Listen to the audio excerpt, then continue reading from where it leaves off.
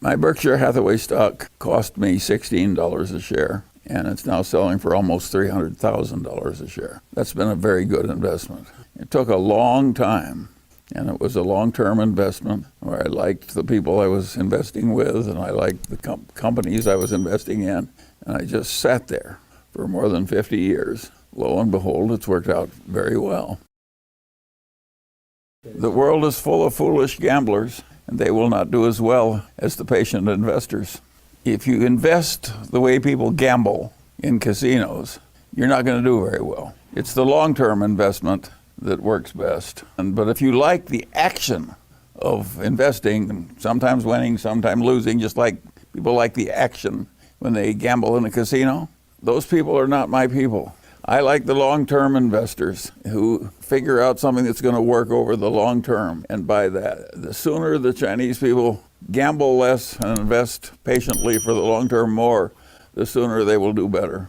And we don't give a damn about all these gamblers in the market. It's a foolish way to spend your time if you want to get rich. The Chinese who've gotten rich in Hong Kong over the last 50 years are not the short-term traders and the gamblers. It has been the long-term investors who sought out good long-term investments and stubbornly held them for long periods of time. You don't need to own a lot of different things to get rich. Basically, the Mungers have 3 stocks. We've got Berkshire, we've got Costco, and we have an investment in Lilu's partnership. 3 things. 3 things.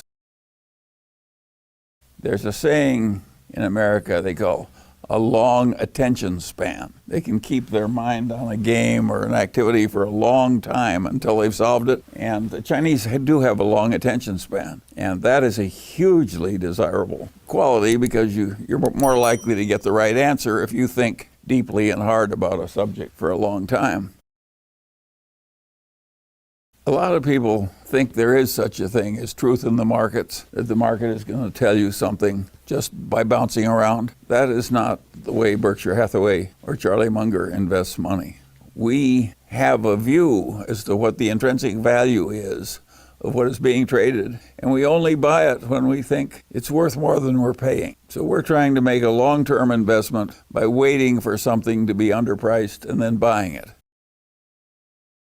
The New York Times just interviewed and they asked me, why are these people in China so interested in Berkshire Hathaway and Charlie Munger? Partly the book did it, but why do the Chinese like that book? I think the answer is that it sounds Confucian. China has a deep Confucian ethos. They want people to act modestly even though they're rich and powerful. They want people to constantly keep learning and to behave with dignity and reason and improve as they get old and keep working. Those lessons are not confined to one country. But it just happens that Warren Buffett and I act like a bunch of people that take Confucianism very seriously. That's why they like us. People, they know I like books. So he'll give me so many books that I either skim or read through 20 books a week. No, I get lots of books. I read a lot of biography and some history. I read almost no fiction. So they also want to know, the second part of the question is that from your perspective, where is Chinese security market today? It is like the 73, 74, 82. Where is it now? How do you really see the current stage of the security market? They wanted both of us to answer, so you'll go first. Right.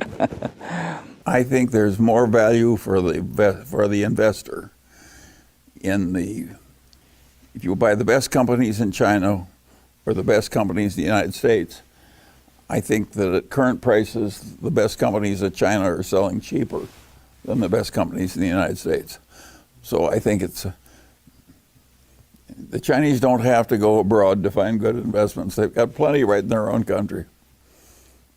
There's some awfully strong companies in China that are selling at reasonable prices. I don't have many bad investments. Neither does Lilu. This has been Compound Money Quietly, the CMQ Investing Podcast. My name is Chris Franco. Thank you for listening. We'll talk soon.